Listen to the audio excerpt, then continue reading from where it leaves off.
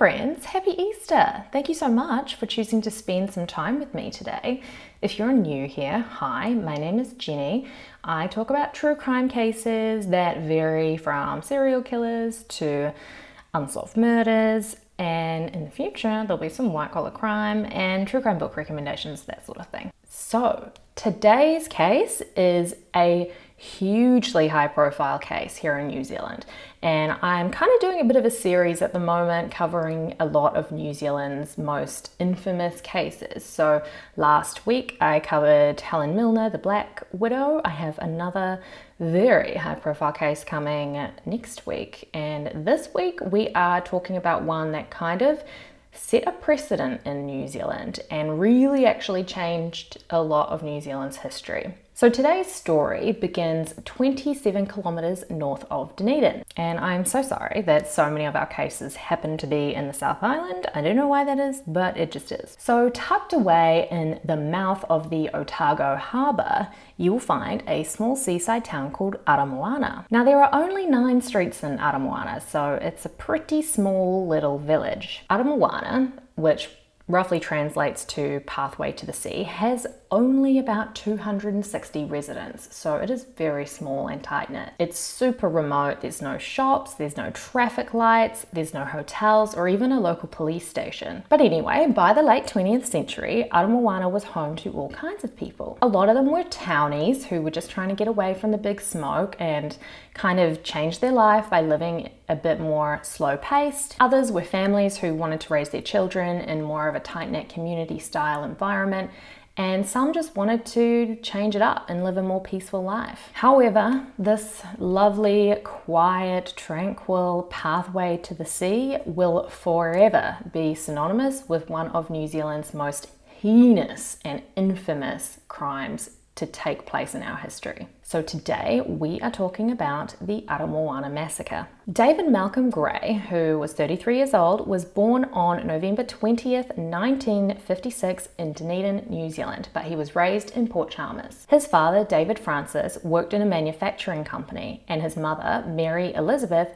was a machinist. David had 2 other siblings, a sister called Joan and a brother called Barry, although David was the youngest of the 3. So David Gray attended Port Chalmers Primary School and later enrolled at Otago Boys High School from 1971 to 1973. A former classmate described David as being unassuming and quiet. He kept to himself and there was nothing unusual about him. But those who knew Gray do remember him as being something of a loner ever since primary school. He worked occasionally as a farmhand but had been unemployed for a few years leading up to 1990. David had known the local area of Aramoana since he was a child, as the Gray family used to regularly visit that village for holidays with the children. And David later on decided to relocate and move to Aramoana permanently. And when David did eventually settle there permanently, neighbours said he seemed pretty harmless, and he spent most of his time reading or searching on the beach with a metal detector. And everybody knew that David had firearms kept in his crib. And you'll hear the word crib used quite a bit throughout this video. It basically just means like a small batch.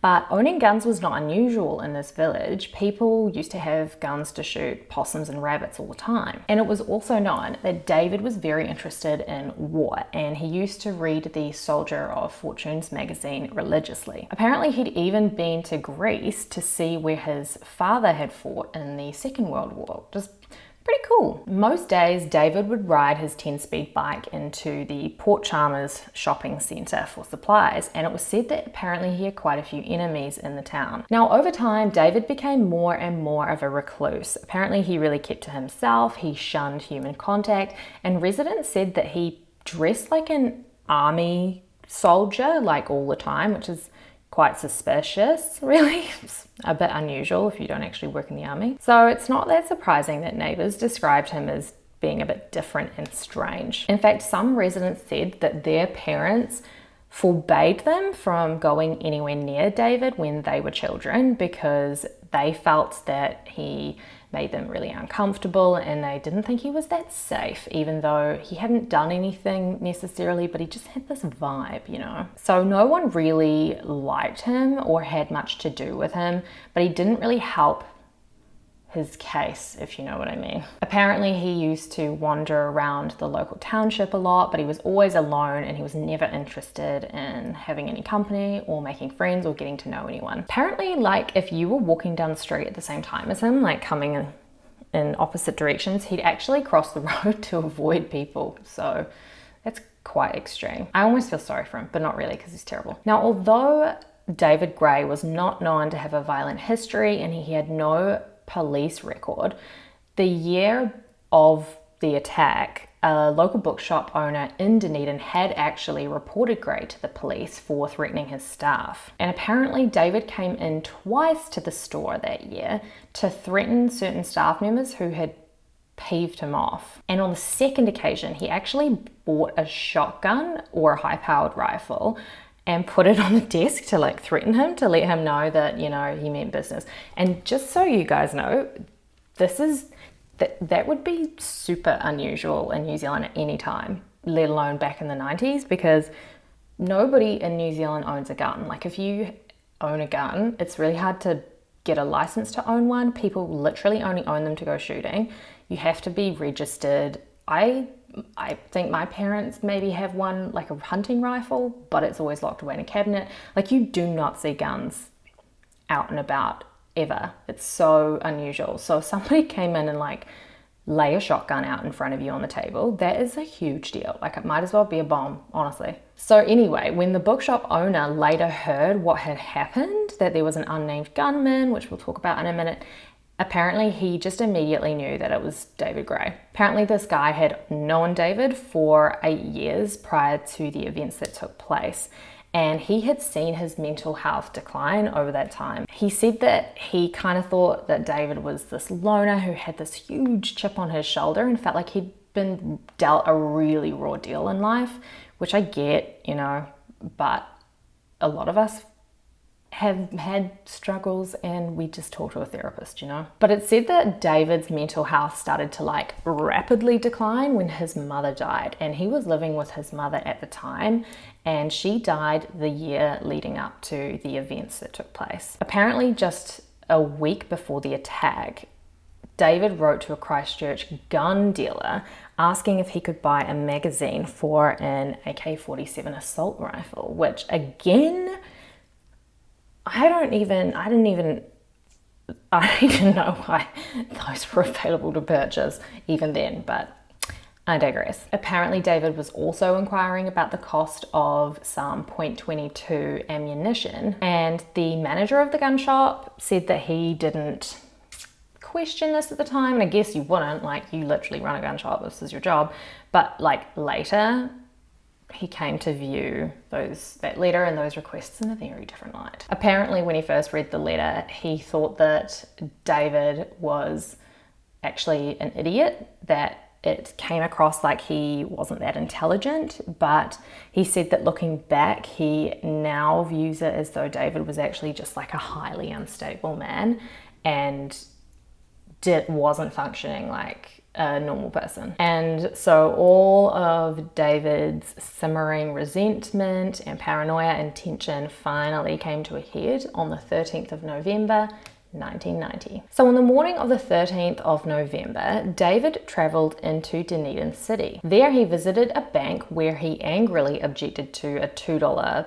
bank fee for cashing a check, which is annoying, I won't lie. Next, he went into a gun shop where he placed a $100 deposit for a gun that he intended to collect the following week. Then, before David made his way back to Aramoana, he stopped into this bakery to grab a pie, and he reckoned he was served a cold pie, and he got into a huge fight with the shop owners about this, and apparently he said, quote, "I'll be back, I'm going to get you, I'll blow you away."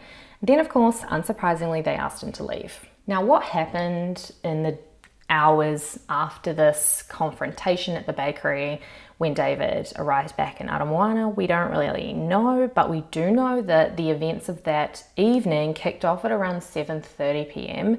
when David got into a confrontation with his neighbour Gary Holden. And the cause of this confrontation still remains a little murky, although some witnesses have said that it was because one of Holden's daughters had a little dog, and they were out walking the dog, and the dog ran up onto David's grass and he kicked off. He told him to leave and he was really frustrated about it. So Gary went over to David and told him to cool his jets.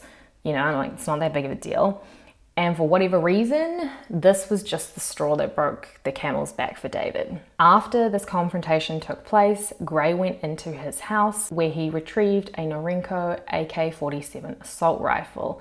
He walked out and shot Holden dead right there. Now, nearby were 3 young girls. 2 of them were Holden's own children, Chiquita and Jasmine, and the third was his girlfriend Julie's adopted daughter, Rewa. Now, the girls ran inside Gary's house when they saw what had happened, and at this point David was charging over to the property. Apparently he came inside and he hunted out the girls and he found Chiquita. He didn't really say anything, but he shot her in her left arm and chest, and the bullet lodged in her abdomen. Incredibly, despite her injuries, Chiquita managed to flee the scene. She ran past her father's body to the nearby house of Julianne Bryson, which was her father's girlfriend and the mother of Rewa. At this time, while Chiquita had made her escape, David set about pouring petrol through the house and he set the place on fire. Now, Julie, realizing that her daughter Rewa and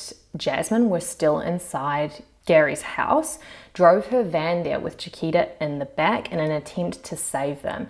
And David shot at the van as it drove past the house, but by the time they actually got to the place, it was totally up in flames. It was completely ablaze. Now, at this point, Gray just started walking down the streets, shooting indiscriminately at anyone and anything that moved. This included a utility vehicle full of locals who had seen the smoke, heard the shots, and had tried to come by to help. First, he shot Vanessa Percy as she ran down the street in terror. Next, he killed 2 young boys, Leo Wilson and Dion Percy. The boy's sister Stacy received severe wounds to her abdomen. Ross Percy, the children's father, who had been driving home in his van after a day of fishing and saw the fire, was the next to die. He was followed by Aleki Tali, who was with them that day when they went fishing. Gray then entered the home of Tim Jameson, killing him and another elderly local, former Green Island Mayor Vic Crimp. The next victim was James Dixon, who was looking for his dog Patch. Helen Dixon, James's mother,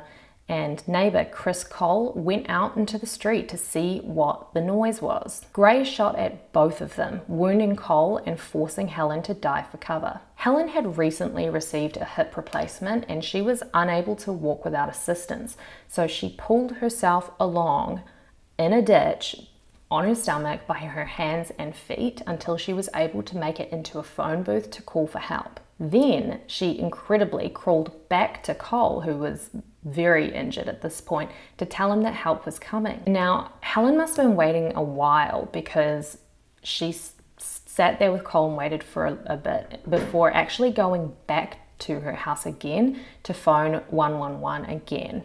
By this stage, it was getting dark and the dispatcher told her to stay inside, which is absolutely the right thing to do in this situation. Helen actually later received the George Medal for bravery. However, unfortunately, Chris Cole did not make it and he later died in hospital of his injuries. The first officer on the scene was Sergeant Stuart Guthrie, who was the officer in charge at the Port Chalmers police station and an NCO in the New Zealand Armed Defenders Squad. He came armed with a .38 Smith & Wesson police revolver.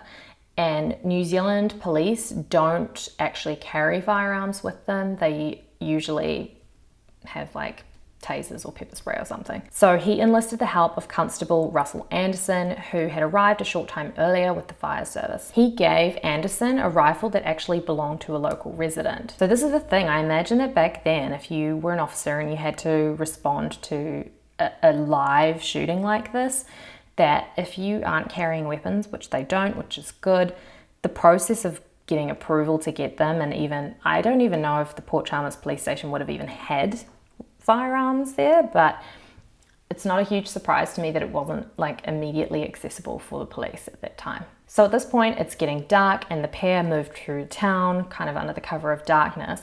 Now, Guthrie advised Anderson to cover the front of the house of Gray's house while he snuck around to cover the back. Next, a detective and 2 more officers arrived at the scene, and they began the first step of their cordon contain appeal, which is the standard police strategy for dealing with an armed offender. Sergeant Stuart Guthrie watched David Gray in his house and relayed his movements back to headquarters. After a while, he actually lost sight of David Gray and he warned everybody to be very alert and aware. Anderson actually spotted David coming out the front of his property and he issued a challenge, at which point David retreated quickly, passing through the rear of his property. Sergeant Stuart Guthrie made his way to a neighboring crib where he actually encountered David Gray coming out of the darkness. He told David to surrender and he fired a warning shot, and apparently David responded with "don't shoot," which led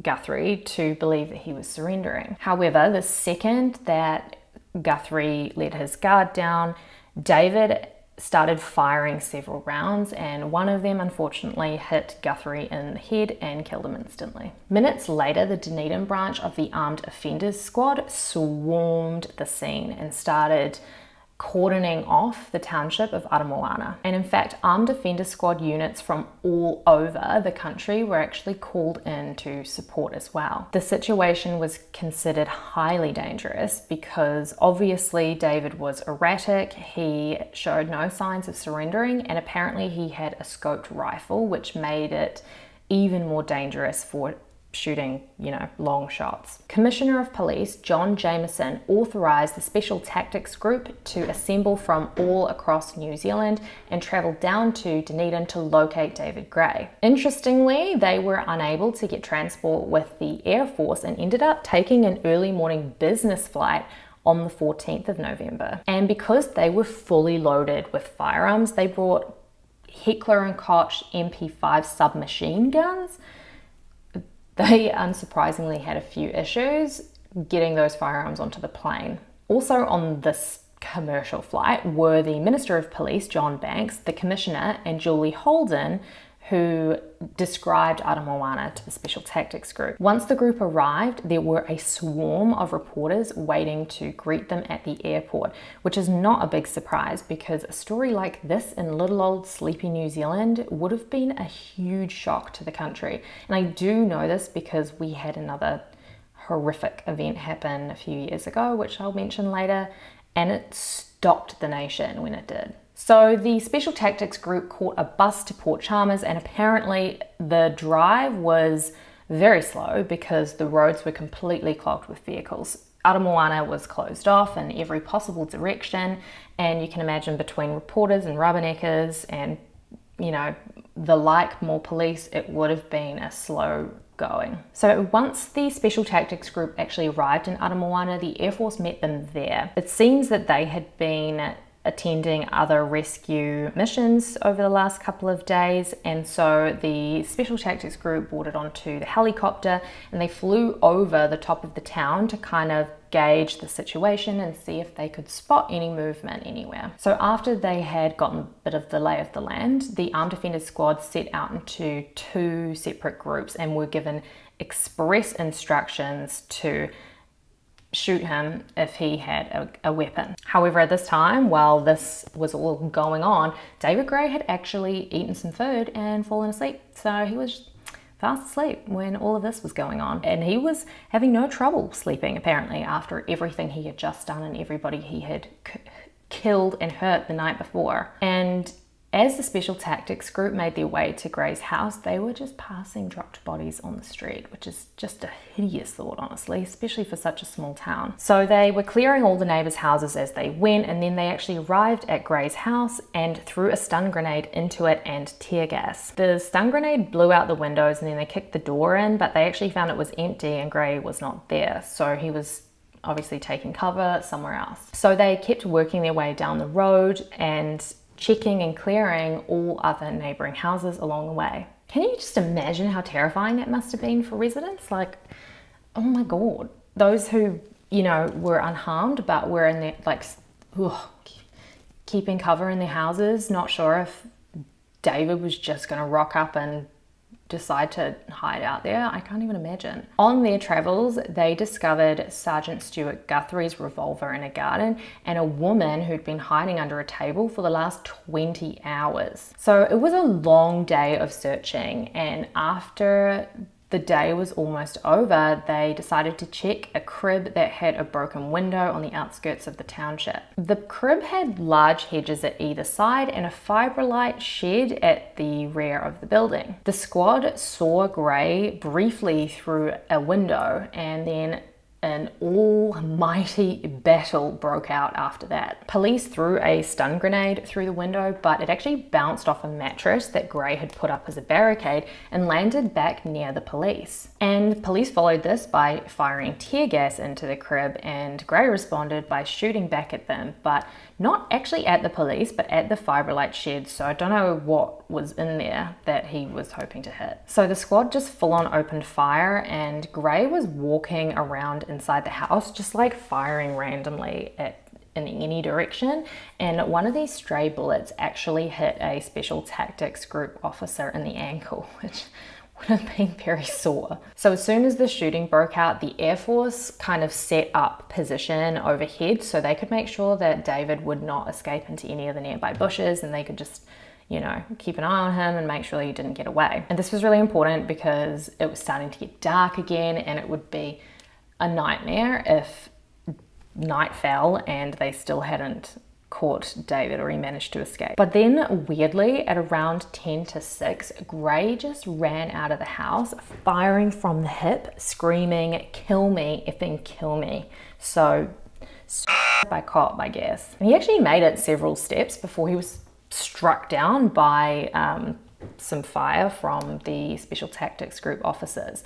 And he was hit 5 times in the eye, neck, chest, and twice in the groin. And yet despite these injuries, he still continued to fight, and he still continued to reach for his gun and struggled fiercely against police, and even managed to break out of plastic handcuffs, which, sidebar, but why plastic handcuffs?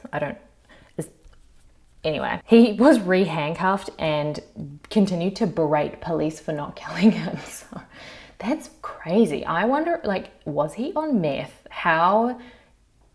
I don't know. Ambulance officers treated him at the scene and they provided him oxygen, but he died where he fell at about 10 past 6. So that whole thing, I guess, from him like running out and firing at the hip to him dying was like 20 minutes, which is kind of crazy. Like, that's a long time to live, especially if you're shot in the face. So when police did enter the crib, they found a .22 Winchester rifle fitted with a silencer, an air rifle, hundreds of rounds of .22 ammunition, and approximately 100 rounds of .223 ammunition. Gray was carrying a .22 Remington rifle as well as that AK-47 that he originally started the shooting with.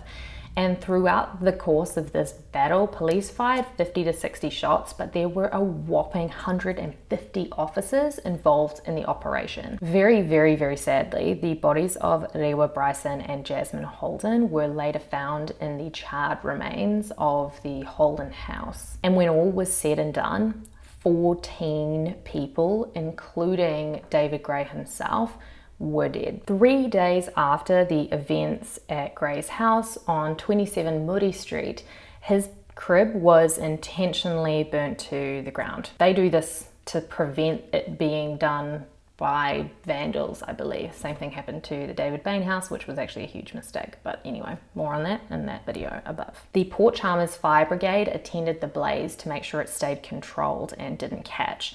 They doused all the surrounding vegetation and kept a very close eye to make sure that the fire didn't spread. Approximately 50 local residents actually watched the place burn to the ground, which I can imagine would have been a bit of catharsis for those who had just gone through something so hideously traumatic. David Gray's own relatives asked that any investigation of arson be stopped when police contacted them. So at the time, the Aramoana Massacre was the deadliest mass shooting in New Zealand history, and this was the case until the hideous Christchurch mosque attack that took place on the 15th of March in 2019. And the events at Aramoana sparked a huge gun debate, as these things always do. This is not unfamiliar to us. And unfortunately, if things had been taken seriously at the time, then perhaps the events that happened in Christchurch at the mosque might not have happened. We'll never know, but we do know that the AK-47 assault rifle that David Gray used was the same one that the perpetrator of the mosque attacks used. In addition to that AK-47, apparently David Gray owned 3 other semi-automatic weapons, which is just bananas. Like, especially here, where owning a gun is not normal. Like, that's not a thing. People don't own a gun, and if you do, it's like a hunting rifle for a deer. It's not. The only reason anyone would have for owning a semi-automatic weapon is to kill people. You don't need that. We don't have bears here. We don't have anything like. There's no reason to need to defend yourself in that way. Later, however, when the Christchurch mosque attacks did take place, the very next day, our Prime Minister did completely overhaul the gun legislation and bought back like 55,000 firearms. So they did actually do something. However, it just kind of came a little too late.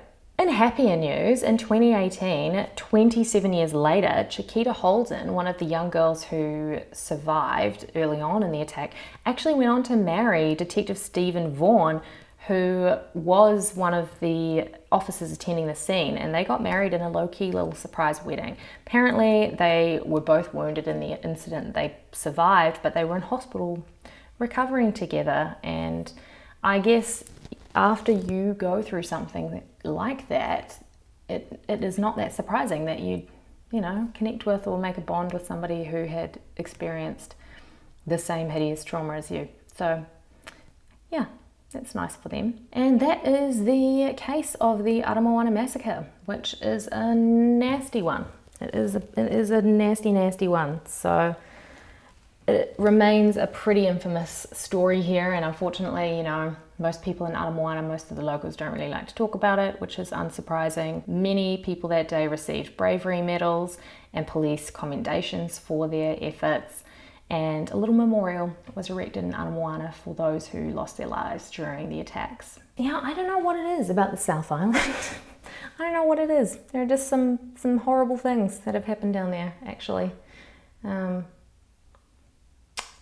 And I have another story that I'm going to upload next week that is also from the South Island and also hideous, but I don't know what it is. Yeah, so if you're still here, thanks for being with me. Let me know what you thought of today's case in the comments below, and let me know what case you'd like me to talk about next. Do you like these New Zealand stories? Let me know. I'll keep them coming. Otherwise, have a happy Easter, wherever you are. If it's not Easter, have a great day, a great rest of your week. And if you liked this video, then hit the like button. If you want to subscribe, that would be great. Otherwise, thank you so much for watching, and I will see you in the next video. Bye!